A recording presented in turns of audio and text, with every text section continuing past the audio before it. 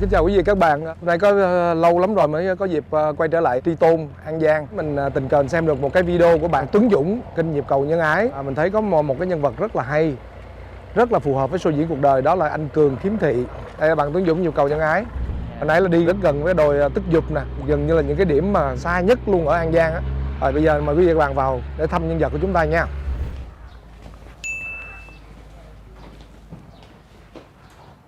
Chào Cường.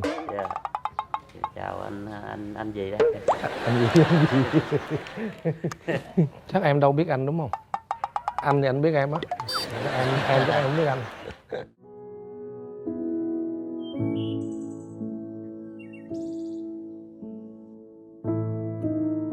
Ngày nào cũng vậy, khắp mọi nẻo đường của huyện Tri Tôn, An Giang đều vang lên tiếng đờn ca da diết của anh chàng tài tử khiếm thị Trần Phú Cường.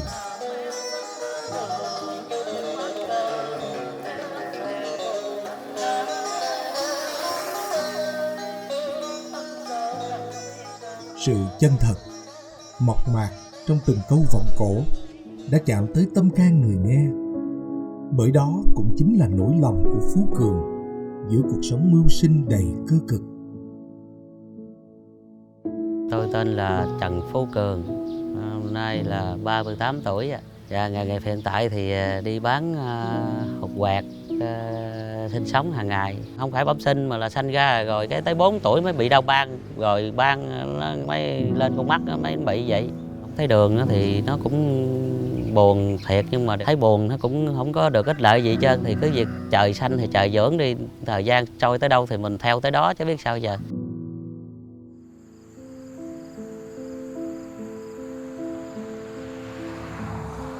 Mỗi ngày, Cường đều đơn độc đi trên những đoạn đường rất xa, đầy nắng gió, mang giọng ca tiếng đàn của mình đến khắp nơi với mong muốn bán được dăm ba cái hột quẹt, có thêm đồng ra đồng vào, nuôi vợ con và cha mẹ già.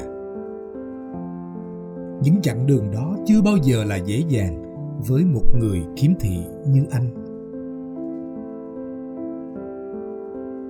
Thu nhập gì chứ cũng hắt hiu lắm, tại vì cái nhà thực tế giờ đó là đó có nhà nước cho mới, chứ không phải giờ lớn tuổi đâu có đi làm được nữa, thì mình làm được nhiêu sống nhiêu chứ không phải đâu có đi làm nữa được.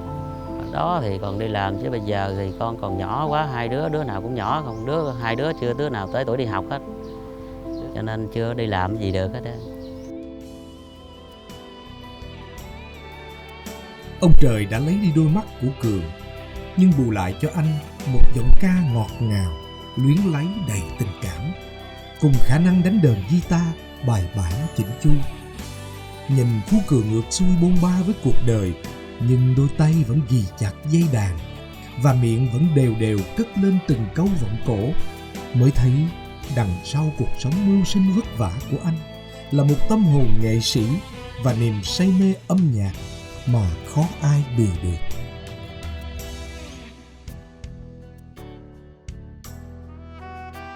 Bình thường không nghĩ tới, tại vì mình đâu có khả năng nào mà được cái show diễn đó. Cái lúc mà anh nói vậy cái tự nhiên mình thấy mình mừng nó, tự nhiên hồi đó giờ chưa từng cái biết cái vụ show bọng ra sao chân, hát tàn lội ngoài đường được không à.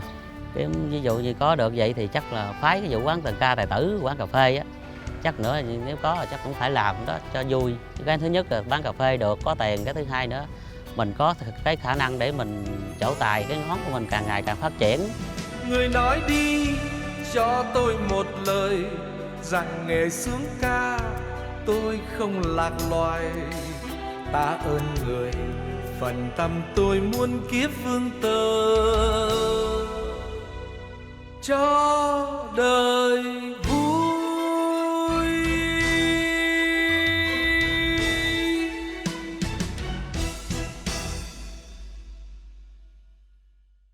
Tự nhiên biết sao, đúng là cái này mình nghĩ cũng là nhân duyên á, chứ còn trên YouTube thì có rất là nhiều nội dung khác nhau, không biết sao nó giống như nó dẫn dắt mình á. Tình cờ hôm bữa anh coi, anh lướt lên anh xem á, thì anh mới thấy cái video này. Anh là người đưa cái link này cho mấy bạn biên tập, đội cái nón rồi xong có gắn cái micro tự chế, nhìn thấy thương lắm luôn. Sao em nghĩ ra em chế ra cái đó hay vậy, vui vậy? Tại vì vậy nè, mình đờn ca mà không có ai cầm mi cho mình. Hồi đó thì em chế không phải chơi cái nón đó, là em chơi vô cọng dây kẽm cái em chồng vô cổ gì nè, cái bẻ tới bẻ lui cái mi mà thấy nó kỳ quá. Ở quê nhất á, nó gặp mình nó cười, nó nói là ô ông đeo đó giống thịt như cái rong đeo chó vậy đó. Nói vậy đây thì nghĩ chế gì sao cho nó đừng có quê coi, nếu mà đi gì thì nó cũng lúc lắc, mà chế là cái nón là lúc lắc cỡ nào cái đầu mình lúc lắc tới đâu thì cái miệng micro nó cũng tới đó thôi, không được nào chạy hỏi dân á. Cho nên là chế lên cái nón là tới giờ luôn là xài trên nón luôn đó. Thấy em đi xa lắm mà anh thấy em đi bộ không à? Đi bộ không à. Tại vì có nghĩa là mình đi xe Honda tới một cái chợ nào đó xuất phát, mình là phải làm cái chợ đó trước. Cái chợ xong rồi bắt đầu cái lội dài dài theo đường lộ.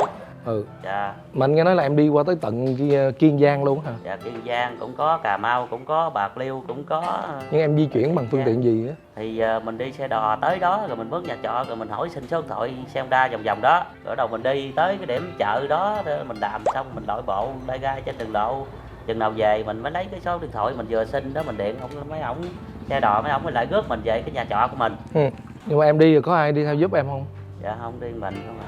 Rồi bán vé số nữa phải không? Dạ có. Trước có bán vé số. Có bán vé số. Rồi nhưng mà giờ không bán vé số nữa. Sau này chuyển qua bán một quẹt. Tại bán viết ngày nào cũng mắc hết trơn, anh nghỉ đi. Rồi con vợ nó nói thôi ông ơi ông làm viết chắc chết luôn á, thôi nghỉ đi cho rồi đó.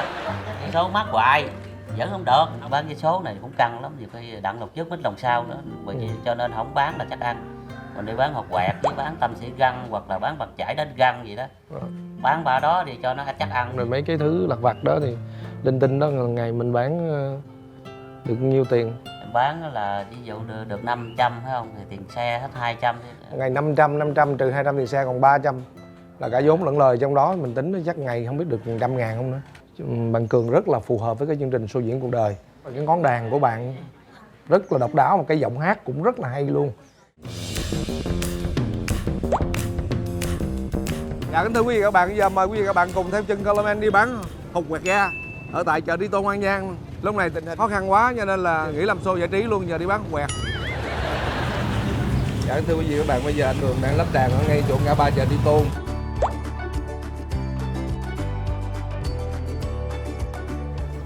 Cái này đã đựng hột quẹt ở trong gỗ này.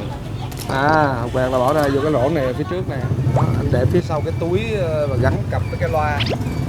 Rồi, micro, tất cả bộ đồ nghề của anh Cường đều. Có gậy xếp rồi cũng để trong này nữa nè. Nhưng khi mà mình gậy xếp để mình đi á hả? Mình đi đường á. Còn khi mà mình đi mà đờn thì đâu có cần xài gậy xếp. Hiểu rồi. Bà con cô bác ơi, hột quẹt bà con bác anh chị em ủng hộ giúp đỡ dùm em cháu, cảm ơn hột quẹt bà con ơi. Em tâm cho rồi, ok rồi. Em đi là sao em thấy đường được ta? Dạ được, anh dừng để em tự nhiên. Hột quẹt đi bà con ơi, 5.000 cái bà con ơi. Bà con cô bác ơi, hột quẹt bà con ơi. Để lột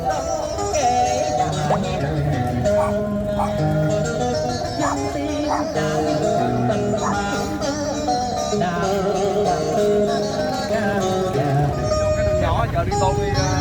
Để chồng đi ra cho biết nè.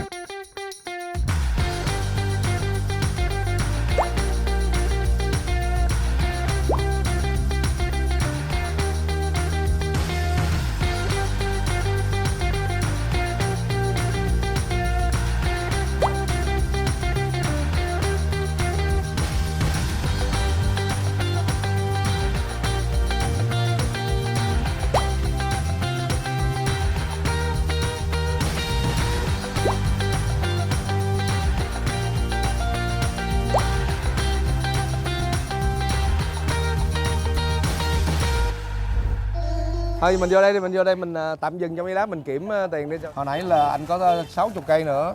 Anh bán, anh lấy thêm 60 cây anh bán cho em đó. Rồi đây còn 3 nè. Còn 8 cái nè. Ở đây 2 triệu mấy? 2.150.000, bán thấy ghê chưa? Đó, cái này là chương trình Show Diễn Cuộc Đời kết hợp cùng Tiếng Rao. Nãy là quý vị các bạn thấy đó, anh Cường ngày nào cũng như ngày nấy. Một mình một ngựa đi lầm lũi vậy, và anh cũng nói thôi đừng Coleman không cần phải dắt em đâu, em cứ đi chậm chậm, em đụng chỗ nào em va chỗ nào cái em né ra chỗ đó. Buổi chiều Tri Tôn thật là mát mẻ hả? Mát hả? Nóng thấy bà nội luôn, đây đổ luôn, mát mẻ. Dạ nóng nhưng mà nó ấm lắm. Còn đúng là cái tinh thần lá lành đùm lá rách.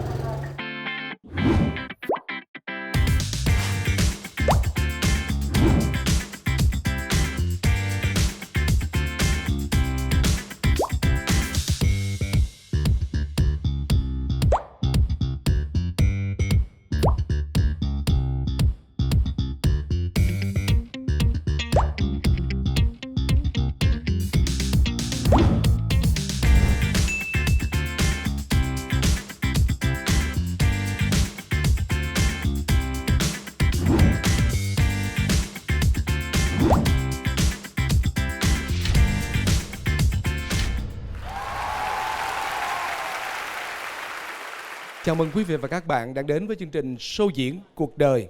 Chương trình Show diễn cuộc đời do Đài Truyền hình Thành phố Hồ Chí Minh phối hợp cùng công ty Color Entertainment thực hiện với sự đồng hành của hai nhãn hàng Colorman Fashion và Colorman Foodmart. Và bây giờ, nhân vật chính của chương trình Show diễn cuộc đời ngày hôm nay, xin mời anh Phú Cường.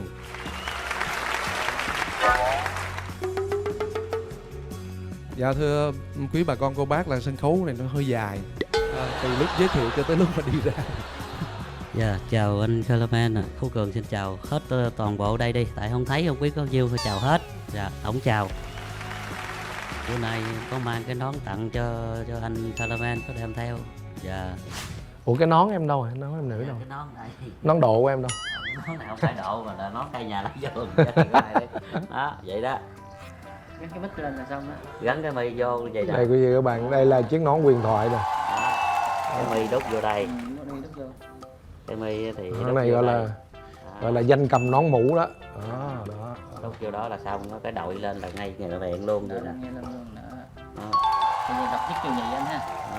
Người đầu tiên chế ra cái mi này.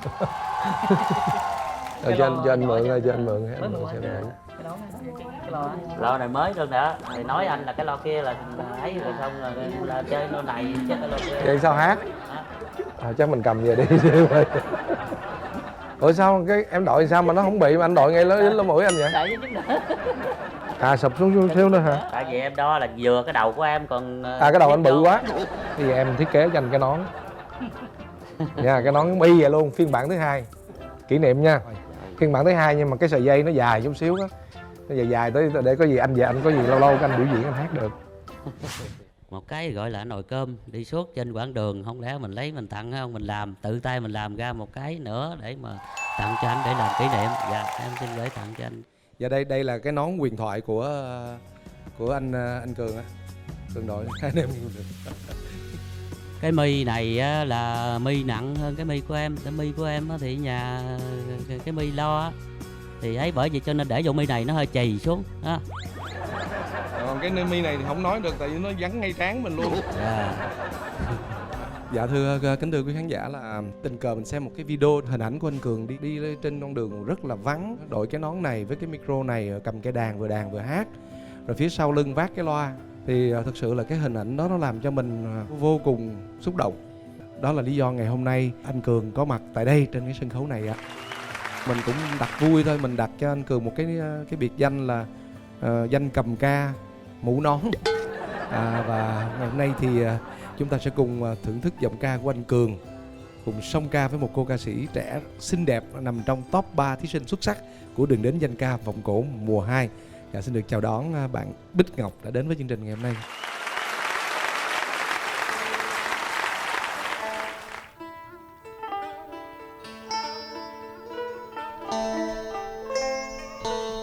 Cái chợ có hồi nào và năm nay bao nhiêu tuổi mà ai cũng gọi là chợ mới quê em. Ở nơi đó tôi có một người yêu, chiều chiều ra bờ sông giặt áo. Ra bờ sông như hẹn lứa đôi mà ngao khơi cho anh nhìn và tình em mong người ơi, có nước trôi dòng sông lững lờ.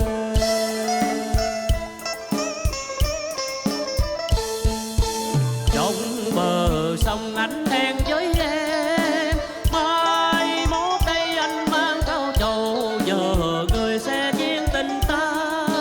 Em chớ lo thêm buồn, anh sẽ thưa cùng mẹ cha. Duyên chúng ta muôn đời như nước trên dòng đầy dâng.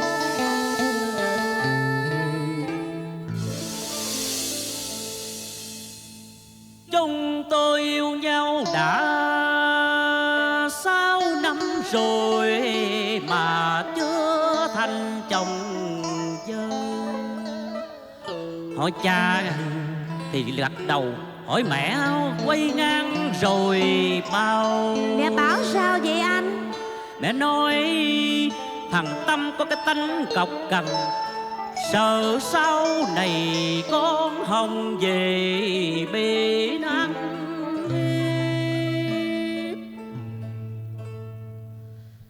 Nên bà cứ dùng dằn chưa chịu cho hai đứa cùng nhau kết nghe châu trần.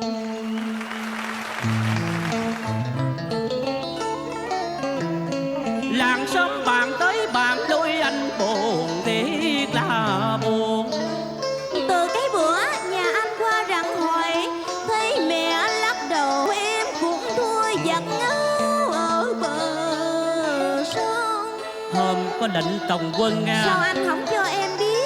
tay em sờ cái lắc đầu rồi một tiếng không. Rồi mình cứ mong nói chuyện lòng chồng, chỉ sợ buồn cho người đi kẻ.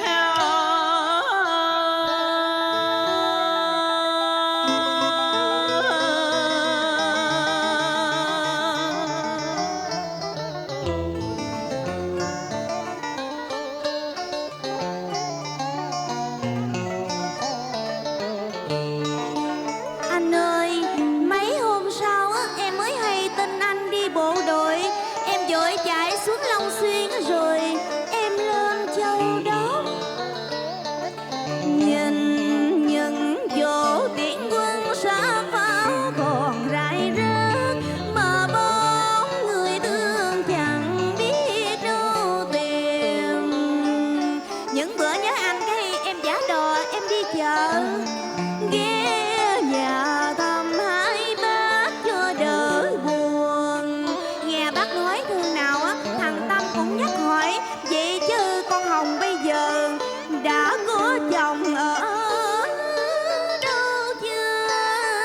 Đọc thơ anh em mừng muôn khóc, mà không có biết chừng nào mình mới được gần nhau. Bên sông xưa lững lờ con nước lớn, em đợi anh về sẽ giặt áo ở bờ sông.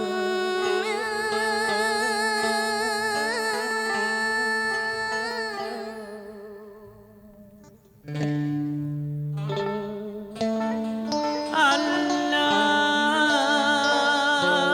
vẫn nhớ em dù tụi mình chưa hẹn. Anh sẽ sửa cái tánh cọc cằn để mẹ quý em yêu. Đêm qua qua Cần Thơ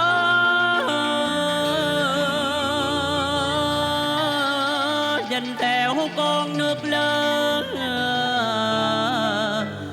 có dòng nước nào về chợ mời thăm em.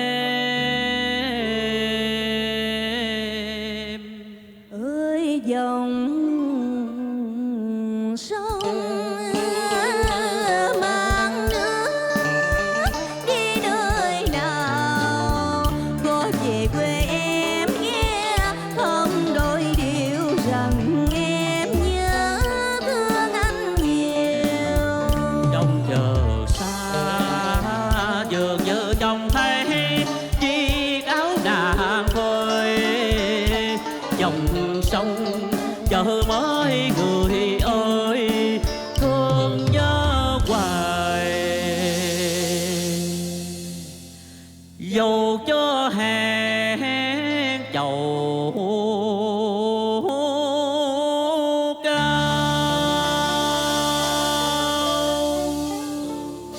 Rồi cái em gặp anh Hai, ảnh bảo anh bây giờ đã là thượng sĩ, cái tánh nết hiền lành được đồng đội thương dân quý.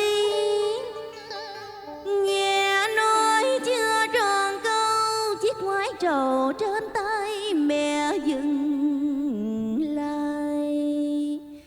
Nhìn vào đôi mắt em mẹ sung sướng tươi cười. Cũng nhờ đi bộ đội mà thằng Tâm nay đã nên người. Nếu nó chưa có nơi nào gá nghĩa thì lần về phép này mẹ sẽ làm đám cưới cho hai đứa tuổi bay. Anh ơi, em vội chạy tuốt ra bờ sông, hai tay ôm mặt khóc, nước mắt thương chờ chạy mãi giữa lòng son. Chợ mới đón anh, đón người rể quý còn buồn không anh, sao chẳng thấy anh về.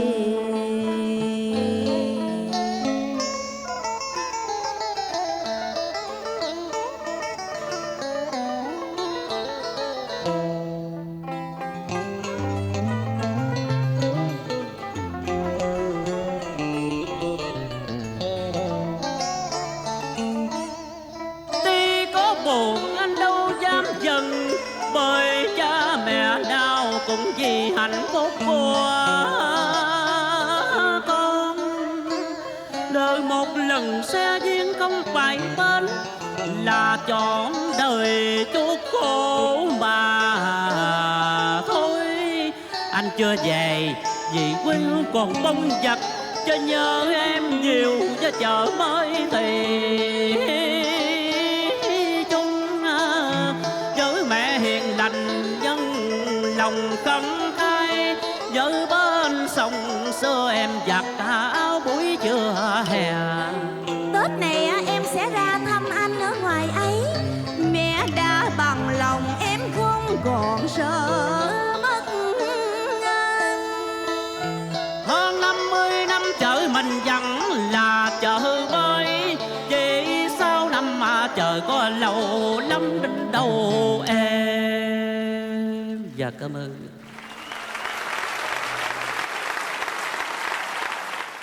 Chắc là rất nhiều khán giả cũng thắc mắc là Cường học đàn rồi học hát ở đâu, Cường có thể chia sẻ cho quý khán giả đó không? Dạ thì cái học hát thì tự mình biết hát thôi. Bắt đầu ôm đàn được là lúc 10 tuổi thôi, là bắt đầu ôm cái đàn thôi chứ không biết đàn. Đó, ôm rồi bắt đầu mò lai gai trên võng nghe ta đàn. Mình mò lai gai từ từ cái cần mò lúc đó là khi ngủ quên, ôm luôn cái đàn ngủ.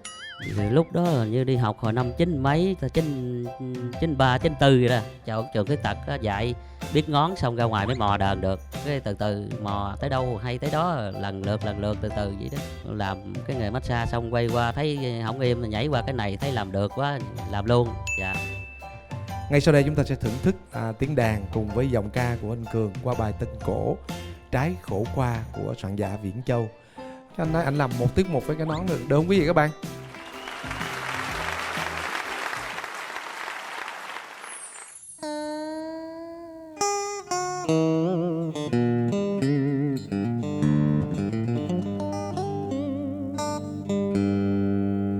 Tôi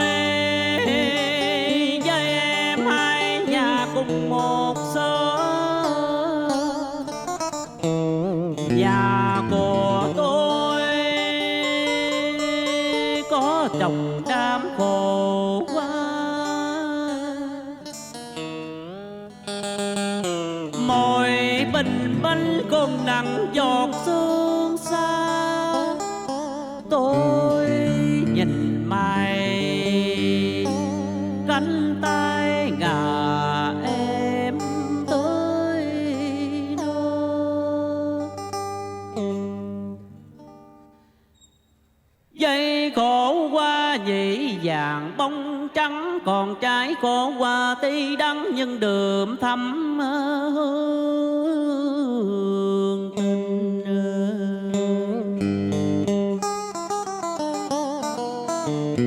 Mẹ tôi thường khen em thì bị diêu hiền, tôi cúi đầu bèn lên gương mặt đỏ hồng và đôi mắt đồ cười. Tôi vội chạy ra sân nhìn nước nhìn mây, nhìn đất nhìn trời.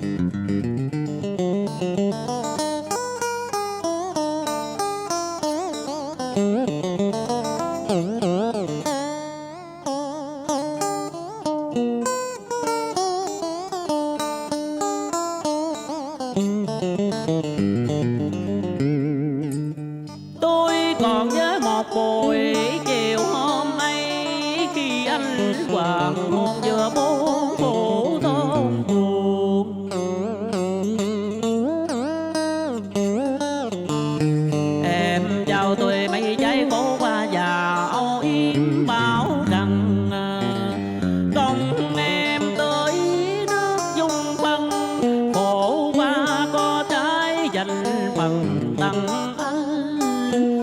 Cổ ba nhị trắng lá xanh, trái quê thắm đượm môi tình đồng quê. Sang năm anh rước em về, đẹp câu duyên nợ vẹn về thắt gia.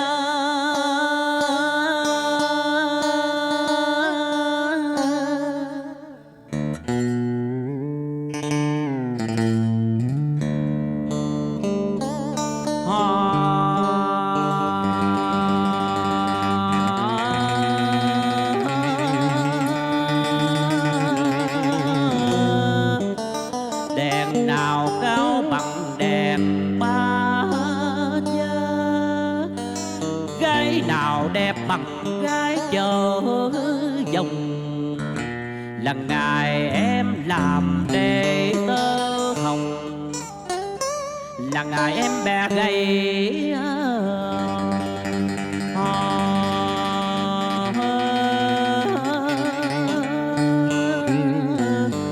Là ngày em bé gầy chữ đồng với tôi.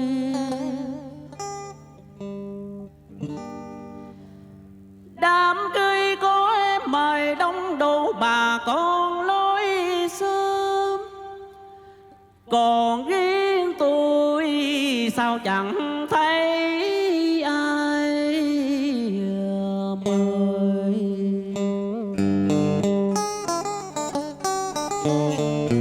Nghe tiếng cười vui mà gan cuộc tới bời, mưa rớt giường cao theo gió lạnh, lòng tôi cũng lạnh lờ mưa rơi.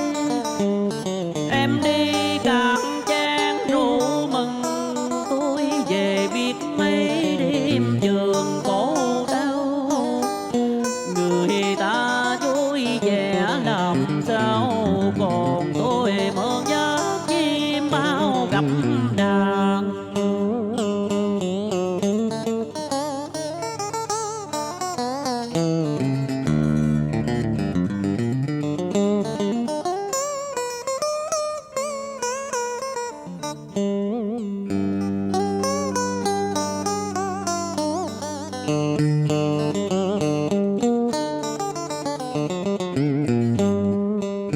Lễ vô mi của em bà con đổ xô ra xem đông đủ, mà lòng tôi đã tan như xác pháo bên đàn. Người ta cười vui, còn tôi thì lệ đổ muôn hàng. Dẫu rằng tôi rất nghèo tiền nghèo bạc, nhưng đâu có nghèo nhân đạo thì chung. Nhưng nhân đạo thì chung đâu đổi được trường có máu thì chung mà chi. Thì chung mà chi khi người mình yêu không tình không nghĩa, chỉ say mê theo vật nhớ kim tiền.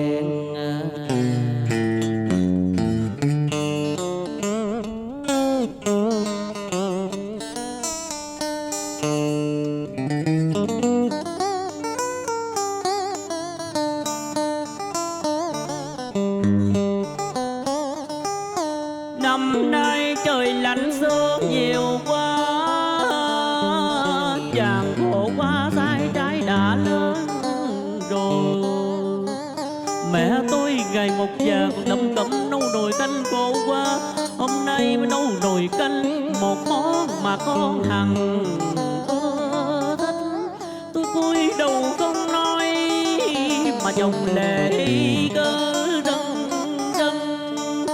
Mẹ tôi biết tôi có điều chi đau khổ, nên người nhìn tôi rồi buông tiếng thở dài. Ngoài kia có đôi bướm trắng đang chập chờn quay lường, trên vàng khổ quá sai trái.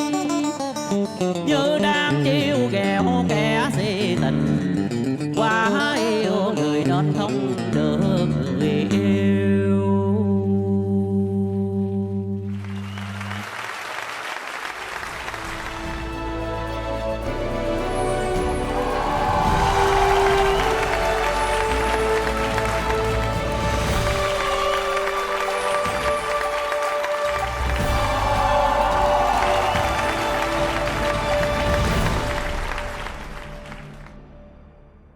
Và kính thưa quý vị các bạn, mình rất là thích anh Cường bởi vì là ngày xưa mình cũng rất là mê anh Châu Thanh, một cái giọng ca mà có thể nói là cái hơi rất là dài.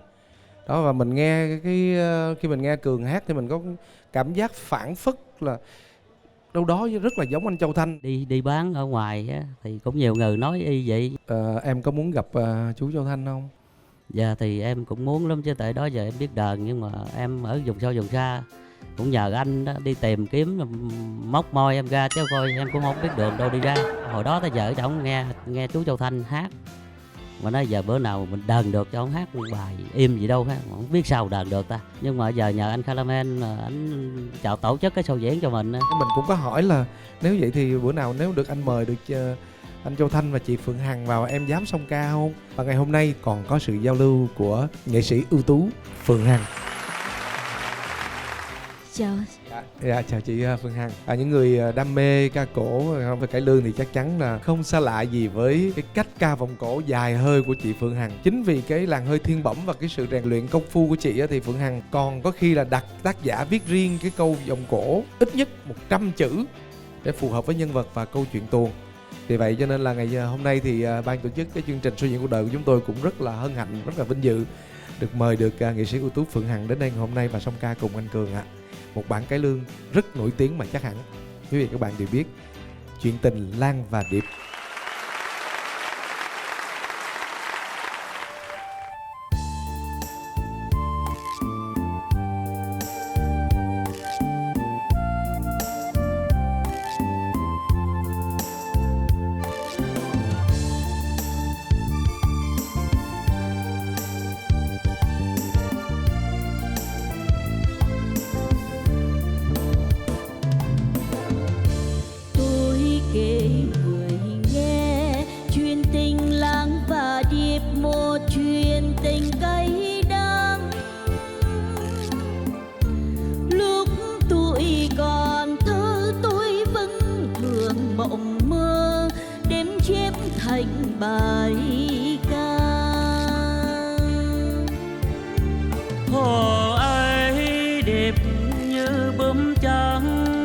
say đắm bên làng đang như bông hoa gà thương yêu vô bờ, quyền thề non nước sẽ không hề lìa tan.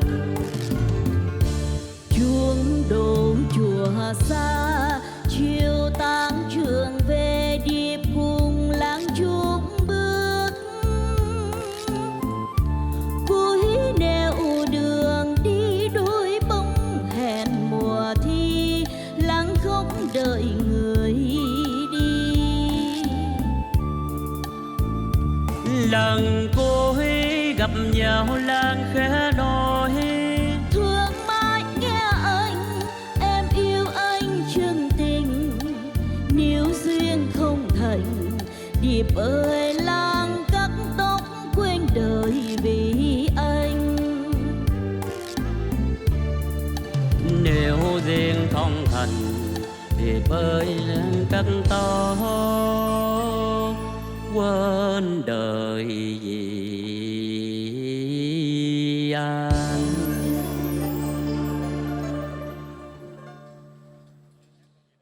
Điệp ơi mai anh lên chúng thành đô, nhà xe rực rỡ xinh đừng quên bến đò ngạn con sông nhỏ chướng quê xưa em dò dò mong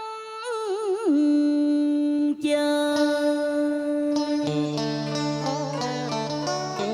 Xin anh đừng quên người em gái nhỏ dài khờ, chốn đô thành đầy xa hoa cam dỗ, điệp đừng để lòng xa ngã mê ta.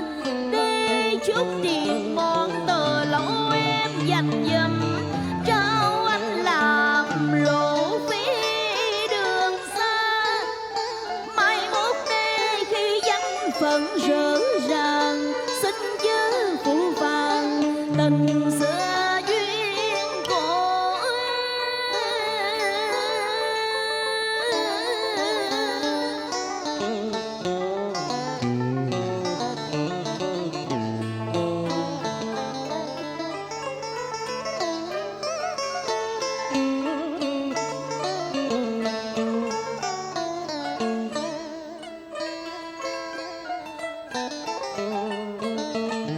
Đang ơi dẫu mai đây đường trời xa xôi dịu dời, thân ở thành đô mà lòng gửi về quê cũ, bên người yêu chờ đợi bao ngày.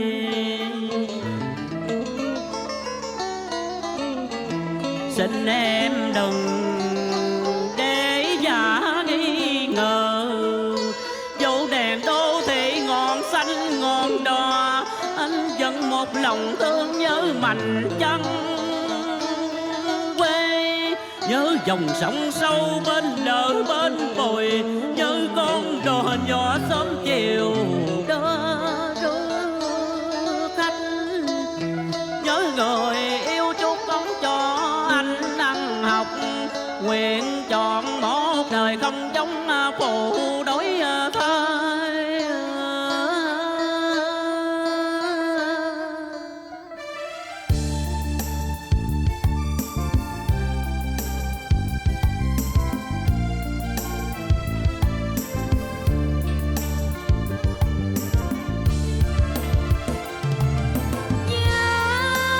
Ai đâu ngờ lời xưa đã chứng minh khi tình tàn vương. Lòng đâu buồn quá khi hay điệp đã đi xây mộng gia đình.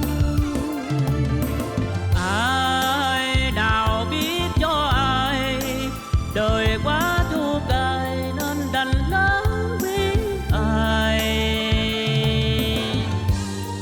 Bao nhiêu niềm đau cũng vùi chôn từ đây, Vội chôn từ đây.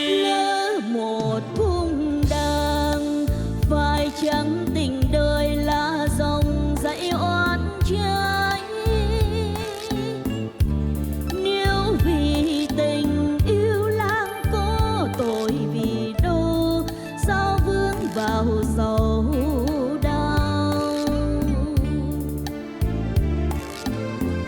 Thuốc mà tìm như đã chết, viên bóng cô đơn, đôi môi xin phai tàn. Thương thay cho nàng vì xa chẳng thể nào thắng cửa từ bi. Thương thay cho nàng lìa xa nhân thế,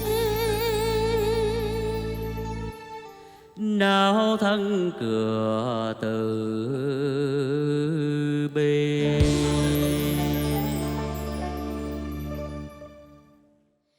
Điệp ơi, vậy là anh đã quên rồi câu ước hẹn. Có lẽ họ đẹp, họ sang, họ nhà cao cửa rồng, nên anh đắm anh sai, anh mơ anh mộng, còn nhớ thương chỉ người con gái quê nghèo. Uổng công em thương nhớ đợi chờ, con đò cũ còn cắm sào trên bến đời. Nhưng người đi có bao giờ trở lại bên sông xưa. Thôi còn chỉ đâu mà mơ ước đợi chờ, một lần đưa tiền là trọn đời mình vĩnh biệt. Cách bước ngày xưa đã say mê khu vườn lá, để cho lá ngày nay cánh ruộng hương tàn.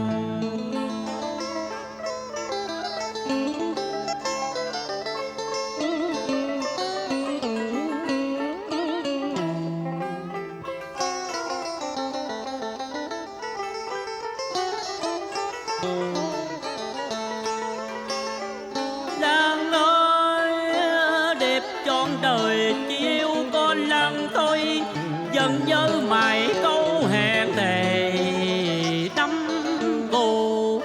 Nhưng người ta đã dùng uy quyền và thế lực, buộc anh phải vô vàng quên bỏ mối tình xưa. Theo dòng sông xưa quân qua một con đò, cho lang heo rượu đau sầu trong tiền. đồng. Do mảnh trăng xưa không còn soi chung bóng, cho đẹp và lan che biệt cho đời. Thôi điệp ơi bận lòng mà chi nữa, mong anh trọn đời hạnh phúc với người ta. Còn Lan với mới hận lòng khoác áo nô sông cho trọn niềm đau.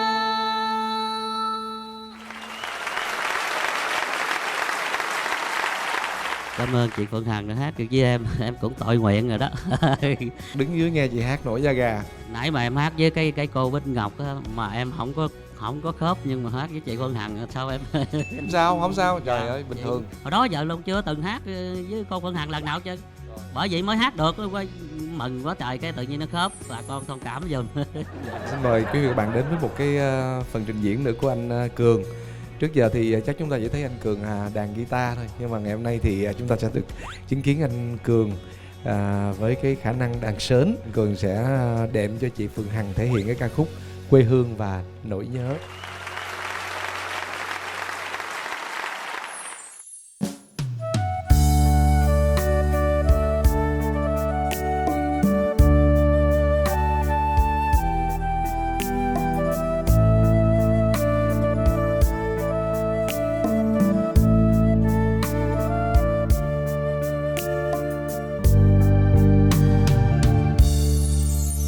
Quê hương là chừng khế ngọt cho con trèo hay mỗi ngày. Quê hương là đường đi học, con về rập bướm vàng bay. Quê hương là con diều biết tuổi thơ con thả trên đồng. Quê hương là câu tre nhỏ em đẹp hùa nước.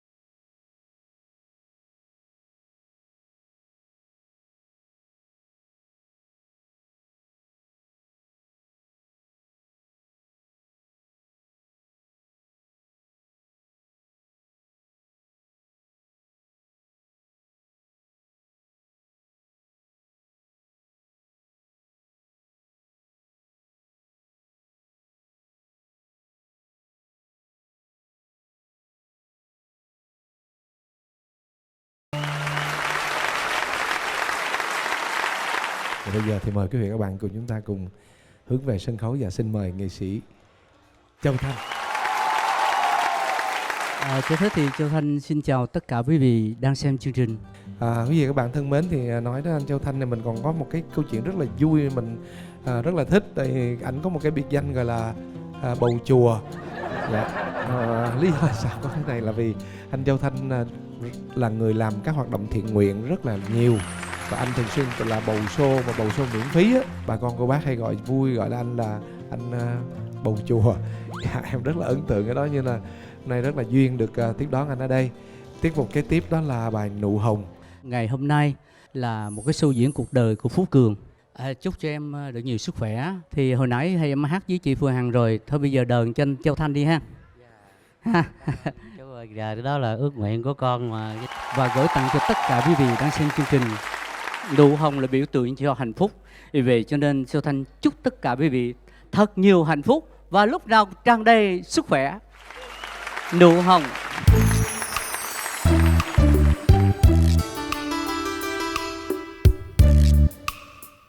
Ban nhạc dễ thương quá quý vị ơi. Một tràng pháo tay cho những nhạc sĩ trẻ của quê hương Cần Thơ.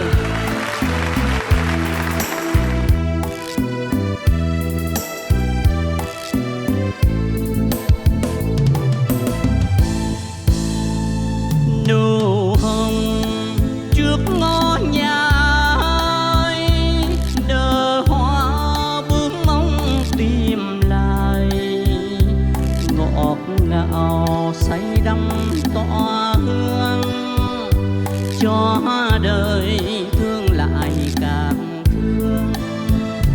Dương hồng hoang bóng hình ai, nhà bay tóc mây mềm mại, ngỡ ngàng giây phút gặp em, anh về thương lại càng thương. Ngỡ ngàng giây phút gặp em, anh về thương lại càng thương.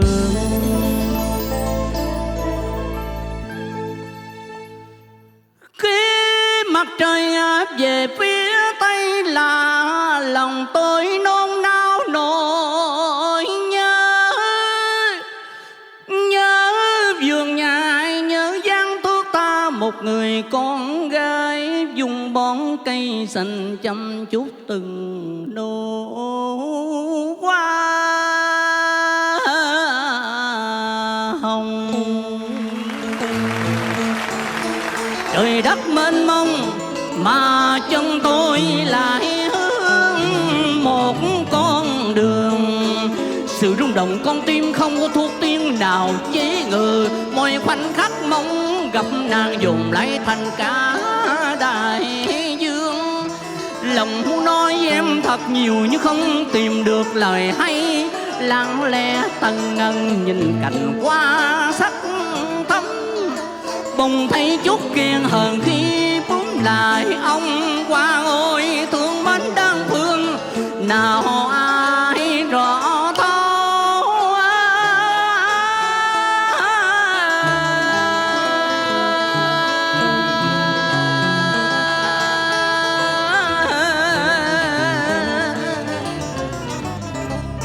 Quá tuyệt vời, một tràng pháo tay với Phú Cường quý vị ơi. Em yêu thương từng chiếc lá, em nâng niu từng nụ hoa. Em ơi đêm ngày anh mong đợi đợi tình em, bao lời em ái chân thành. Hoa nở hồng tươi là nhờ anh qua mặt trời. Anh thiếu em đời sẽ là vô nhị, như con chim trời mọi cánh bơ vơ. Em là sông dài chờ nước ngọt đời vui, là nụ hồng tỏa hương thơm khiến lòng anh say đắm. ngày đi qua kéo thêm đêm dài, vô thân mình được ở bên mình, chớp mắt đã đi qua.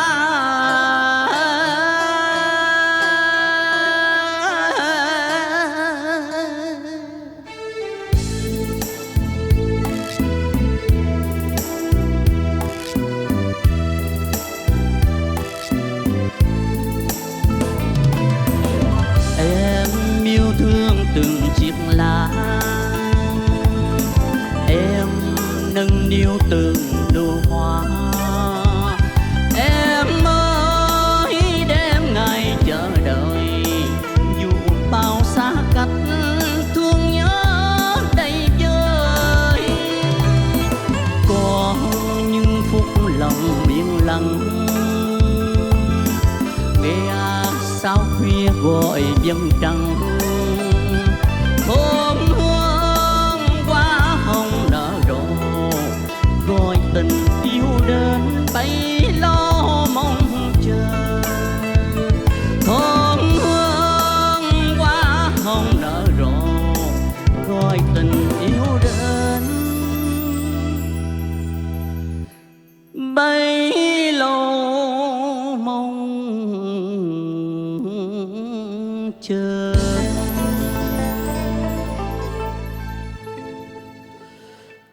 Có những đêm thâu một mình ngồi bên cửa sổ, thơ đêm sao rơi hồ bơi, bớt nhớ nhung vất vả tim mình. Chẳng hiểu lòng ta trắng nở nụ cười tình, chắc ở giường em đủ hồng đang khoe duyên trước gió. Tôi sung thì ngúp lặng tấm trăng thanh, gió hơi chờ giùm ta lời này tình từ, đến bên nàng nhắn nhủ đôi câu rằng điều chung tình ta khải từ lâu. Mong đó cùng đây hòa tan tương đồng.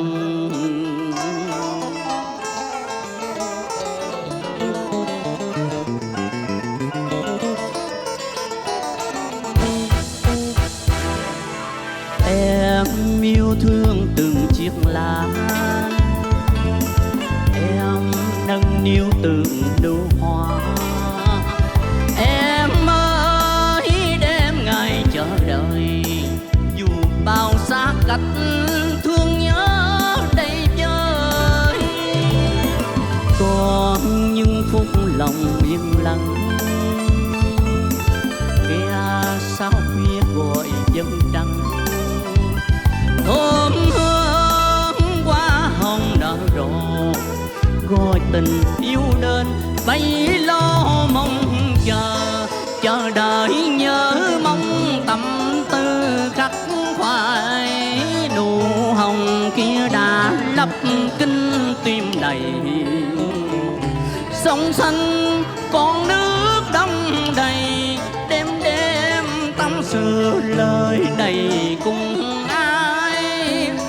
Gió nào ôm tóc em bay giường xuân qua đó, nụ hồng ngất ngây.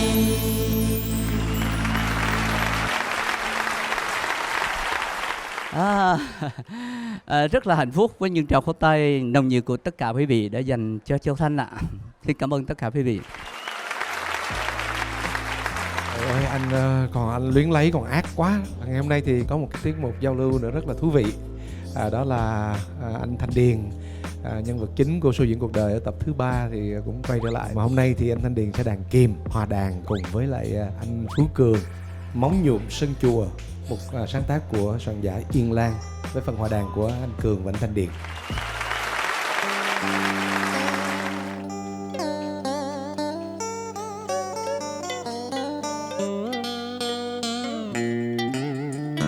Sư phụ ơi, con đã vô tâm làm hại một vạn người. Mô Phật, cô thầy đành gửi an mây bay.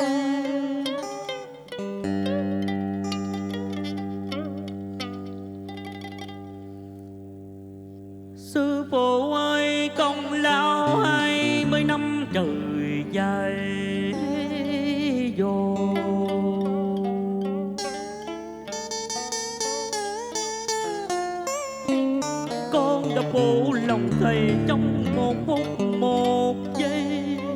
Áo nhà chùa con không còn nhớ nữa. Vậy thì ba lại đây con xin từ tạ với ân sư. Gọi là đây nhân lại sao cùng, từ bây giờ về sau con lưu làng chốn mũi hồng, dấn thân vào với gian lao. Con không biết rồi sẽ ra sao trong muôn sự bồ tôi già. Sống một mình giữa quang sơn, con bỏ ra đi vào chốn mũi hồng. Thầy cũng có đôi lời khuyên con, đạo làm ánh đuốc soi đường. Con phải giữ gìn đạo tâm. Sư phụ ơi, kể từ đây con vĩnh viễn rời xa thiên giới từ. Giả biệt tiếng kể lời kinh mãi mãi không còn được nghe mò sớm với chuông chiều.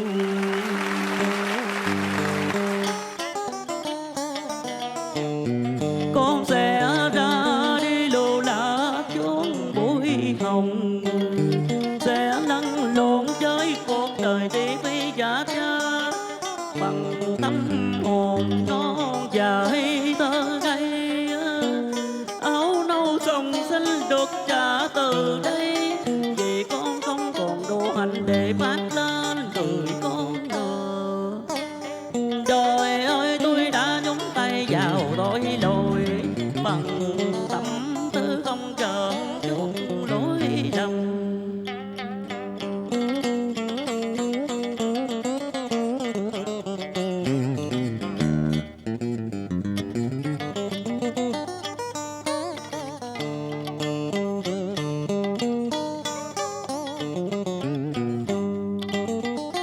Sư phụ ơi, con là đứa trẻ không nguồn không cội, chùa thiên giai là nơi con nương tựa cuộc đời.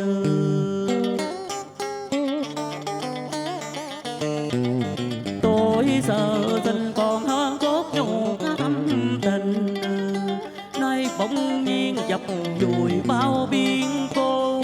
Bàn tay hiền lành này phạm tội sát sinh, có người phát giác chuyện cũ 20 năm.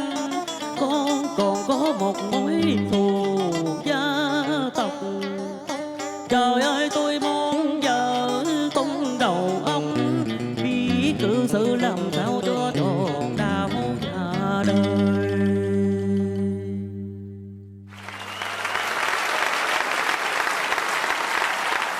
Có lẽ xin mời anh Cường xuống nghỉ giải lao chút xíu ha. Dạ thưa anh Châu Thanh và chị Phượng Hằng, thì cái vở đầu tiên mà anh chị bắt đầu gặp nhau và hát chung với nhau là vở nào, anh chị còn nhớ không ạ? Em nói Đó là vở Sóng gió cuộc đời. lần đầu tiên mà gặp Phượng Hằng trên sân khấu của cải lương đoàn Trung Hiếu thì Châu Thanh cũng thấy em gái này sao mà ca dữ dội quá, cũng trùng một trường phái chung là hai người cùng ca hơi dài, vậy cho nên rất thích hợp nhau. Hồi xưa đó chỉ là đoàn cải lương Trung Hiếu là chỉ đi hát phục vụ thôi chứ không có bán vé ai hết à. Rồi sau tự nhiên cái có Châu Thanh Phượng Hằng về, tự nhiên cái nó có cái hương phấn trong cái niềm vui là cùng anh em gắn bó nhau, rồi cái tự nhiên bắt đầu bán vé. Rồi ra vụ án Mã Ngu là năm 1986 hả? 86 là lúc đó thì đoàn cải lương hết vé. Đó là một kỷ niệm rất vui khi Châu Thanh gặp cô Phượng Hằng. Lúc đó thì có một vở tuồng vụ án Mã Ngu thôi mà mình đi hết các rạp thành phố hát một tuần lễ, rồi cái hát hết cái tuần lễ đó, hát hết rạp này hát hết rạp kia, rồi cũng trở lại cũng vụ án Mã Ngu nhưng mà cũng vẫn là hết vé. cho nên là lúc đó rất là náo nhiệt, rất là Hạnh phúc ha. rất Thật là là hạnh vui. phúc. Một người nghệ sĩ mà mình hát mà được khán giả ồn ồn mua vé như thế, mà chen lấn với nhau mua vé nữa, cho nên là rất là hạnh phúc. Kính thưa quý vị các bạn, và ngày hôm nay thì anh nghệ sĩ Châu Thanh và nghệ sĩ Phượng Hằng cũng sẽ gửi tặng đến quý khán giả Vụ án Mã Ngưu, là một cái tác phẩm mà thật sự đã gắn liền với tên tuổi của hai anh chị. Xin mời quý vị các bạn cùng lắng nghe. Kính thưa quý vị, Châu Thanh là vai của mình là vai Quách Vương, là nạn nhân của Mã Ngưu. Nhưng mà hôm nay thì Châu Thanh cũng phải làm Mã Ngưu để làm bàn cho Phượng Hằng. Mã Ngưu, cùng tôi đâu? Cái gì vậy? Mới gặp cái nắm áo là sao vậy? Hả? Con của cô à, nghe đi. Thả trôi xong rồi. Ông vừa nói gì? Ông vừa nói gì? Tôi nói con của mày tao thả trôi xong rồi. Mã Ngưu, Mã Ngưu ơi, mày tàn ác còn hơn là ác quỷ. Mày là loài thú không còn chút tình người mà. Phải, tao là ác quỷ, tao không tin người là do mày. Do mày! Tại sao không yêu tao? Yêu chứ có làm gì cực khổ mà không chịu yêu. Vì vậy cho nên mày rã sông Sài Gòn, dứt xác con mày lên. Ngủ cái gì? Tao vô tao gặp Bửu Điền chút xíu. Trời ơi, sao nỡ giết chết con tôi, miệng xưa còn hôi có tội tình gì, tay nỡ nào đi cắt ruột lìa xa. Con ơi, con hỡi con ơi, đời mẹ chỉ có con là niềm vui, là lẽ sống trong đời. Mà sao con đợi bố mẹ đi đâu? Con của tôi đâu? Con tôi đâu? Các người hãy trả con của tôi lại cho tôi. Trả con tôi lại cho tôi. Dương ơi, hãy tha thứ cho em. Em không làm tròn bổn phận. Anh ơi, giọt máu của chúng mình chúng đã cướp mất con đâu. Mất con rồi em biết sống sau đây. Nỗi đau đớn, nỗi nhục nhằn đài đọa linh hồn và thể xác. Anh Dương ơi, Anh đã bao đêm bao ngày mong ước. anh ở đâu? Ta sống bên nhau trong hạnh phúc êm Anh Dương ơi, nhưng ai đã gây cho mối tình tan vỡ, để tình chung thủy này thành lỡ làng. ôi văng vẳng bên tai lời anh hoang mang thương nhớ. Xin để tan cho em từ nay không thấy nhau. Mưa bên ngoài vẫn rơi lệ hay mưa mắt cay gió buồn. Anh Dương, Phân ly này thiên thu, trời cao ơi sao nỡ gây đón trường. ôi cái số phận ác nghiệt đắng cay sao cứ dán mài son cho đôi mái đầu xanh. Chỉ biết yêu thương vui sống với mức bình thường trong mái ấm đơn sơ trong tình yêu gắn bó.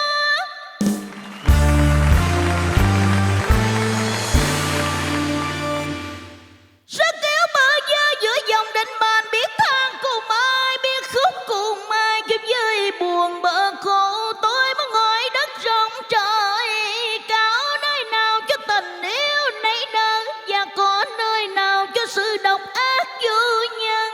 Mãi mãi nằm yên không trỗi dậy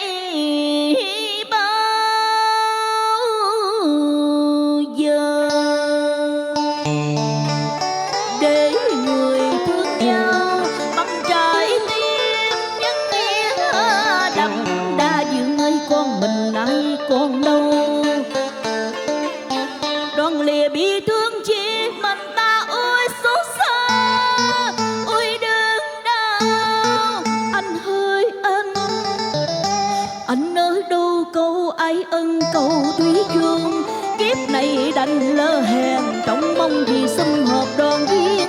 Quan Kiên cứ mãi chất dòng, nước mắt càng dòng lòng ta như môi xa kiếp chẳng tới bờ. Quân ơi! Dương, anh ở đâu? Quân ơi! Anh đang tìm em đây! Anh ở đâu?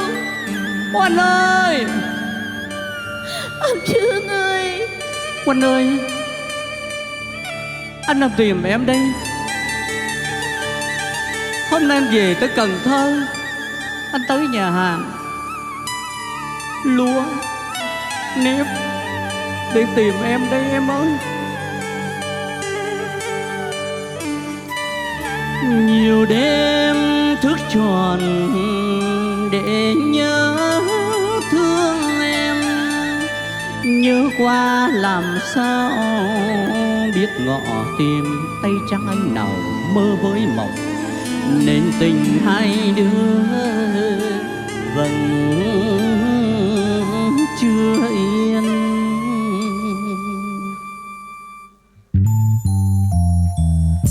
Thức tròn đêm nay để nhớ thương em, anh nghe tình yêu thức dậy trong lòng, nhớ từng nụ cười ánh mắt, nhớ lời ngọt ngào im tóc em thơm sắc cô dịu hiền. Biết giờ này em có nhớ anh không? Không có dây. Có nghe tình yêu thức dậy trong lòng, tự bao thời gian đến bóng hình người mình yêu mến. Ôi nhớ gì hơn nhớ người yêu. Bà con ơi, bà con số diễn cuộc đời ơi. Bà con ơi, tôi đi tìm Thục Huynh bao nhiêu năm rồi mà vẫn không gặp. Hôm nay về tới đây để tìm nữa. Huynh ơi, em đâu rồi? Em có biết là anh đã bao đêm bao ngày mong ước ta sống bên nhau trong hạnh phúc êm đềm. Nhưng ai đã gây cho mối tình tan vỡ, để tình chung thủy này thành lỡ làng. Em ơi tháng 7 mưa ngâu có cầu, ô thuốc trên dải ngân hà chức nữ hội ngộ ngu lan sau một năm dài xa vắng.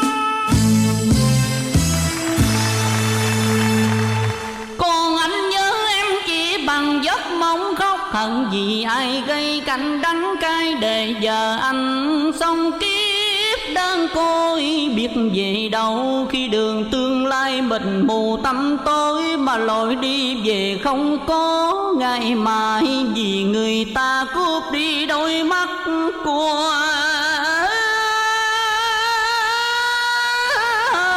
anh rồi.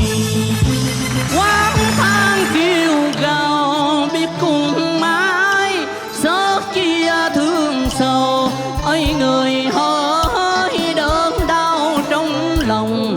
Thương cành xanh úa tàn trong sớm mai, thương cành xanh úa tàn trong sớm mai. Ngoài kia lớp phất mưa bay, ở đây giọt đắng giọt cay ngập lòng. Ngỡ rằng anh mãi bên em, nhưng đâu ngờ trời đã chia đôi. Lòng anh đau xót biết bao, nhớ thương trọn đời chỉ có mình em. Đủ Đường ơi, Em có thấy Thục Quanh tới đây không Bồ Điền? Caramel đâu rồi? Đang tìm Thục Quanh của anh. Xin mời Caramel ra đây. Anh Thanh có chút việc muốn nói với em. Thì hôm qua con gái anh là ca sĩ Châu Ngọc Tuyên cũng có gửi nhờ ba trao cái món quà tinh thần này đến cho chương trình. Số tiền thì cũng không lớn lắm, chỉ có 5 triệu thôi. Đó là tấm lòng của con gái anh, một chút quà cho người trong chương trình. Chắc có lẽ là hiếm có một cái tập nào của Show Diễn Cuộc Đời mà cái cảm xúc nó đặc biệt như ngày hôm nay. Cả hai anh chị đều rất là feel, làm cho cả một cái sân khấu ở nhà hàng ở resort nhà hàng Lúa Nếp này coi như là cháy luôn. Dạ, thì em cũng xin được gửi 2 bó hoa tươi thắm gửi đến anh chị. Dạ, em cảm ơn anh. Xin cảm ơn tất cả, xin cảm ơn. Và bây giờ thì xin mời anh Cường trở lại sân khấu cùng với ban nhạc Nguyễn Mộng Cần Thơ đệm đàn. Bây giờ quý vị khán giả cùng nghe để Phú Cường ca bài Cuối Võ Đông Sơ Bạch Thu Hà của Song Giả Diễn Dâu.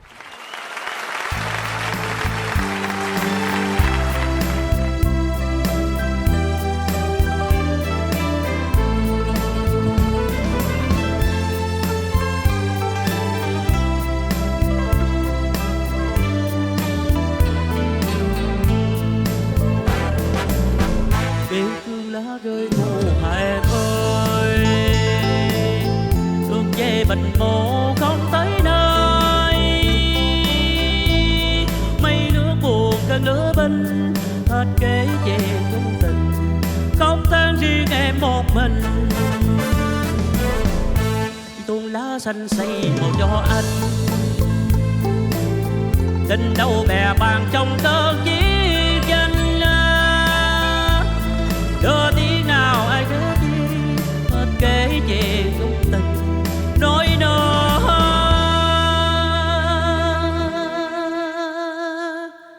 chi thêm ngàn lời. Trời ơi bài xa cứ giữa chiến trường to ten, nên võ Đông Sơ đành chia tay vĩnh viễn Bạch Thu Hà.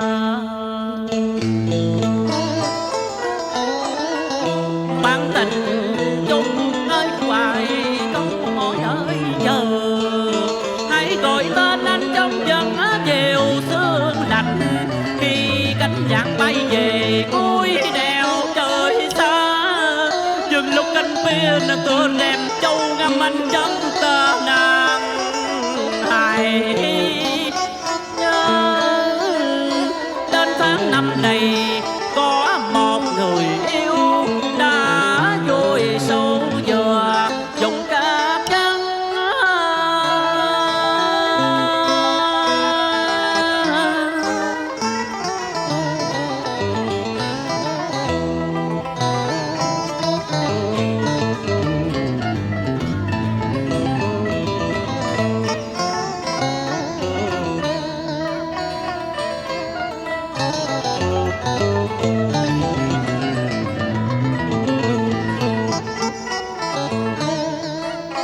Ta cảm thấy một vùng đất hình như đảo lộn, máu đào tuôn đậm ướt nhung bào.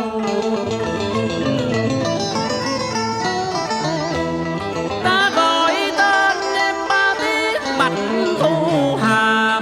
Bạch Thu Hà ơi, đây mới thật là lần chia ly vĩnh viễn.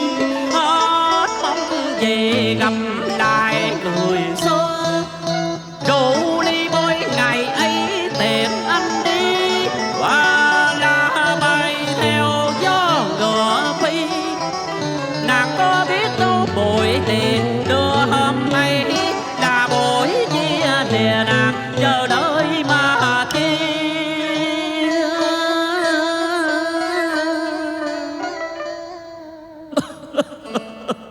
Ta cảm thấy mau ngừng trong nhịp thở, rút gươm thiên mà dòng lệ tuôn xa. Các vào chỉ ba chữ Bạch Thu Hà, để nhớ lại những kỷ niệm mà ta không còn gặp.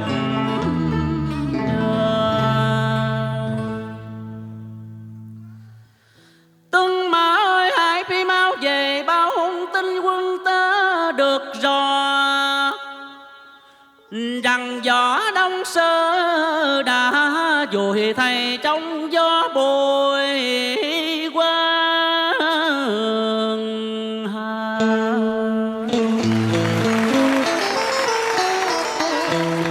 Tiếng kèn tu quân tắt lẹp tới bao giờ, hoàng hôn đã phủ trùm trên bãi chiên, một kẹo buồn lạnh lẽo rừng gửi rung như mưa, phải trắng xây hồ năm mô cho ta. Mau nào theo giọt lệ tuôn xa, khắc câu chúng thuế lòng ta nghẹn ngào.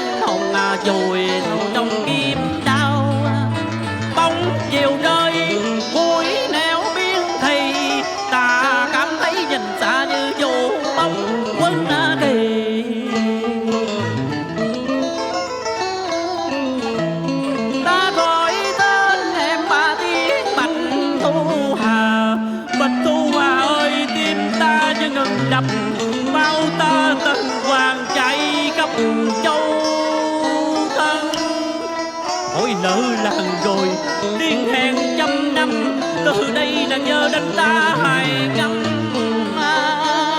câu. Tí ngọa xa trường quân mà tiêu, cổ lại trình chiên kể nhân hồi.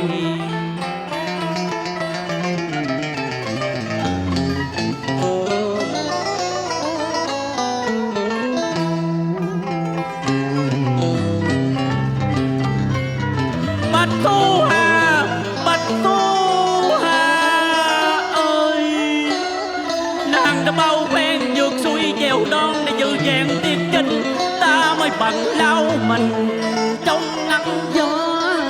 Chuyện hàng quyến cho cùng ai càng to, mà giọt máu trong tình đã dòm tâm tình.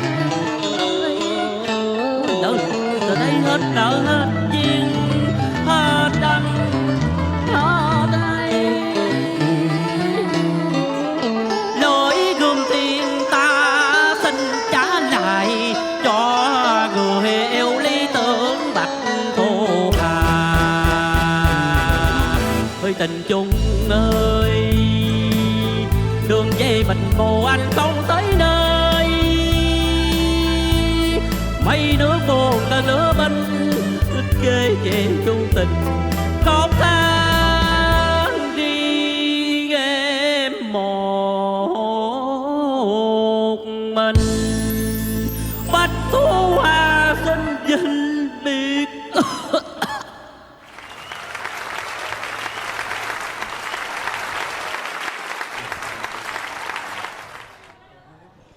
Còn hơi hát nữa không? Dạ chắc cũng còn chứ, nhưng mà đều cái còn dành thời gian cho anh Điền để anh nói chuyện nữa, chứ không lẽ em làm hoài sao? Trời, tay run luôn. Ca khúc Võ Đông Sơ Bạch Thu Hà vừa rồi thì cũng đã khép lại chương trình biểu diễn ngày hôm nay. Colorman xin được phép công bố cái kết quả của chương trình ngày hôm nay ạ. Dạ, trước khi đi vào phần công bố chi tiết thì ngày hôm nay có một mạnh thường quân rất là đặc biệt từ Campuchia đón xem livestream của chương trình, đã gửi về ủng hộ chương trình một số tiền cũng khá lớn. Chú Mai Xuân Chiến là đại diện của một mạnh thường quân tên là Sok Vanan ở Campuchia. Dạ, xin mời chú Mai Xuân Chiến bước lên sân khấu. Dạ, và Đây là chú Mai Xuân Chiến. Dạ xin phép chào anh. Dạ. Kính thưa quý thính khán giả đang theo dõi cái chương trình Show Diễn Cuộc Đời. Kính thưa ban tổ chức và tất cả các anh chị tổ chức và tham gia cái chương trình này. Tôi là cái người sinh sống tại Cần Thơ. Thì có một người bạn ở Campuchia cũng theo dõi cái chương trình này và có điện cho tôi, nhờ tôi hai việc. Cái việc đầu tiên thì nhờ tôi chuyển lời cảm ơn rất nhiều đến ban tổ chức, và người bạn của tôi cũng cho rằng cái chương trình này hết sức là nhân văn, hết sức là tình người. Và riêng cá nhân tôi cũng xin hết sức là cảm ơn tất cả các anh chị đã tổ chức. Cái phần thứ hai thì người bạn của tôi có nhờ tôi chuyển đến để tặng cho anh Cường hôm nay với số tiền là 30 triệu đồng và anh Điền số tiền là 30 triệu đồng, hỗ trợ cho hai anh để mà giải quyết cái cuộc sống của mình. Và một lần nữa tôi xin cảm ơn chương trình, cảm ơn tất cả quý cô bác anh chị. Dạ, em cảm ơn anh rất nhiều. Dạ. Dạ thưa anh thì cho em xin hỏi là anh Điền là anh Bửu Điền hay anh Thanh Điền vậy anh? Dạ thưa quý vị các bạn là anh Thanh Điền chứ không phải anh Bửu Điền nha. Mời anh Thanh Điền lên nhận đến đây được không? Dạ, không anh thấy có một bác mặc áo đỏ. Dạ, cảm ơn anh Chiến và anh Sort Vanan ở Campuchia rất nhiều ạ. Thanh Điền bây giờ cũng không biết nói gì, thay vì chỉ có biết là cảm ơn thôi. Tri ân người đã tặng cho Thanh Điền. Dạ, ở đây có một bác mặc áo đỏ. Dạ thưa bác tên gì ạ? Bác? Chú là chú Nguyễn Văn Hai, tức là Hai Thành. Thay mặt nhà hàng Lunep gửi đến cái chương trình là 20 triệu để giúp cho chương trình và cho những người có những cái cuộc sống khó khăn.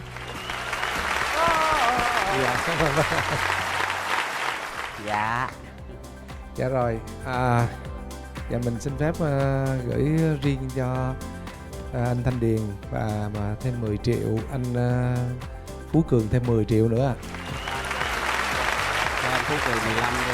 Rồi dạ, anh Thanh Điền nói gửi anh Phú Cường 15 đi, anh Thanh Điền 5 triệu á. Thanh Điền 5 triệu. Dạ, rồi cảm ơn Thanh Điền. Phú Cường cũng cảm ơn anh Thanh Điền đã đến đây để góp vui với chương trình của Phú Cường. Thì bây giờ thì mình cũng xin được công bố ạ. Dạ, anh Phú Cường ủng hộ từ xa là 77.678.300 đồng. Tại sân khấu này thì bà con cô bác nãy ngồi ở dưới ủng hộ 4.514.000. Tiền cát xê của chương trình là 5 triệu. Cộng thêm 30 triệu của một Mạnh Thường Quân, rồi cộng thêm 15 triệu vừa rồi nữa của anh Tùng nữa. Như vậy là tổng số tiền ngày hôm nay anh Phú Cường nhận được là 132 triệu. Còn anh Thanh Điền là 47 triệu. Dạ, xin chúc mừng hai anh. Kính thưa quý vị các bạn, chương trình Show Diễn Cuộc Đời với anh Phú Cường xin được khép lại tại đây. Cảm ơn quý vị các bạn đã quan tâm theo dõi. Chương trình Show Diễn Cuộc Đời được phát sóng vào lúc 20 giờ 35 phút tối thứ Tư hàng tuần trên HTV7. Vậy và bây giờ thì Coleman xin chào tạm biệt và hẹn gặp lại quý vị các bạn trong những tập tiếp theo của Show Diễn Cuộc Đời. Người nói đi cho tôi một lời rằng nghề sướng ca tôi không lạc loài. Ta ơn người, phần tâm tôi muốn kiếp vương tơ cho đời vui. Người nói đi cho tôi một lời rằng nghề sướng ca tôi không lạc loài. Ta ơn người, phần tâm tôi muốn kiếp vương tơ cho đời vui.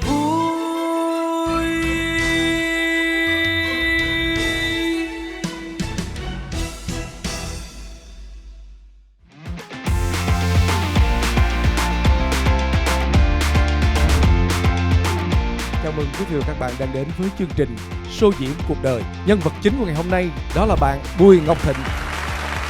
Đây là một trong những cái sân khấu vô cùng đẹp đẽ và vô cùng lãng mạn trong tất cả các chương trình Show Diễn Cuộc Đời trước đây.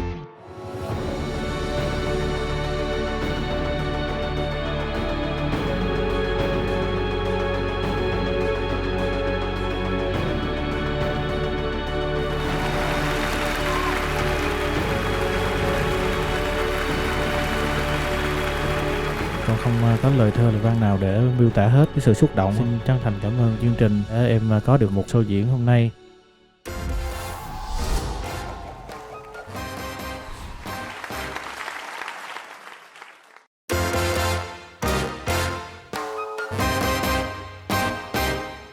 Người nói đi cho tôi một lời rằng nghề sướng ca tôi không lạc loài. Ta ơn người, phần tâm tôi muốn kiếp vương tơ cho đời vui. Người nói đi cho tôi một lời rằng nghề sướng ca tôi không lạc loài. Ta ơn người, phần tâm tôi muốn kiếp vương tơ cho đời